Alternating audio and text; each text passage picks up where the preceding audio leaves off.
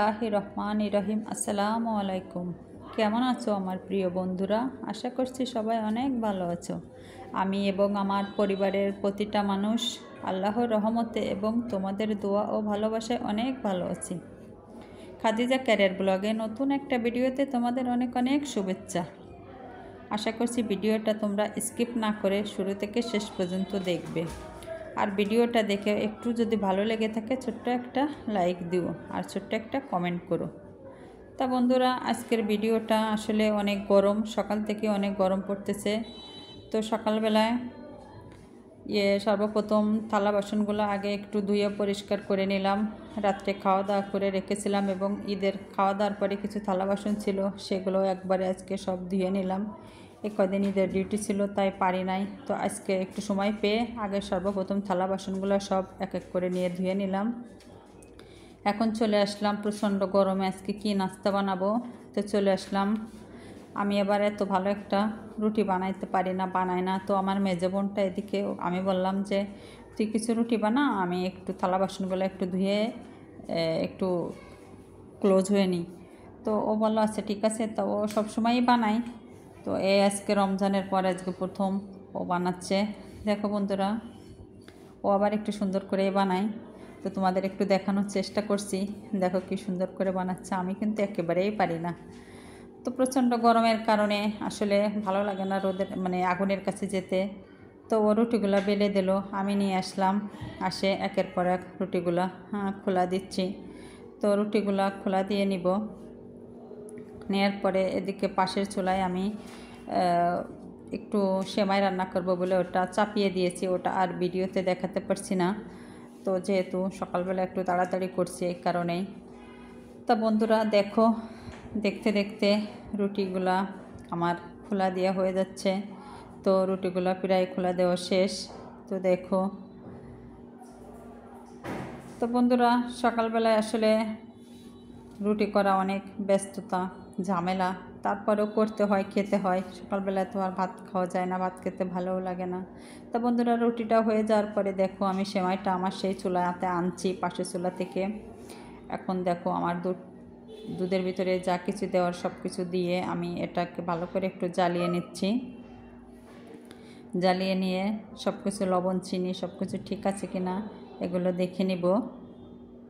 তা বন্ধুরা আজকের ভিডিওটা আসলে প্রচণ্ড গরমের কারণে চুলার কাছে আসতে মন চাইছিল না, তারপরেও আসলাম যে সকালবেলা একটু হালকা পাতলা কিছু একটু নাস্তা তৈরি করি, এগুলো আমরা খেয়ে নিব। আর দুপুরের জন্য নাস্তার পর দুপুরের জন্য আবার রান্না বসিয়ে দিব। আবার 2টা বাজে ডিউটি আছে, ডিউটিতে যেতে হবে, এই কারণে বেশি সময় নিতে পারবো না। ভিডিও এডিট করা আসলে অনেক কষ্ট হয়ে যায় আমার পক্ষে। তারপরেও চেষ্টা করি, কষ্ট করে করি, কিছু নতুন করে কিছু শেখার জন্য, জীবনের তাগিদে এই আর কি এই জার্নিটা শুরু করেছি। তো দেখো বন্ধুরা সেমাইটা আমার হয়ে গেছে।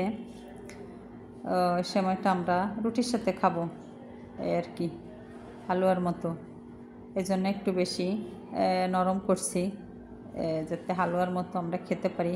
আজকে আর ডিম ভাজি বা আলু ভাজি সবজি কোনো কিছুই করি নাই এই কারণে। তো দেখো এরপরে আমি এটা আমাদের পাকের রুমটা বাইরে, সেখান থেকে রুমে আনলাম, এনে আমার বাচ্চাকে প্রথম দিলাম।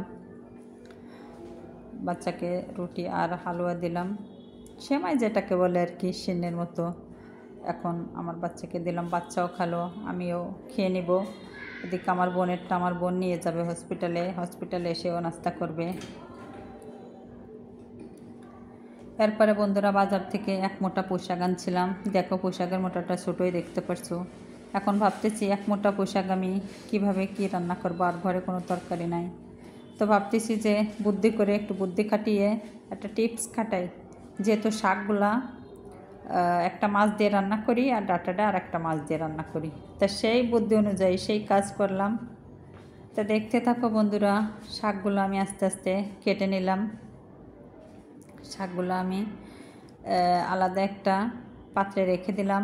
এটা কোটা হয়ে গেছে, এটা আমার মাছ দিয়ে রান্না করব। এটা আছে, আমি সরপুঁটি মাছ আনছিলাম বাজার থেকে, ওটা দিয়ে এটা রান্না করব। আর এদিকে এখন ডাটা যেটাকে বলে পুঁইশাকের, এটা কেটে নিচ্ছি।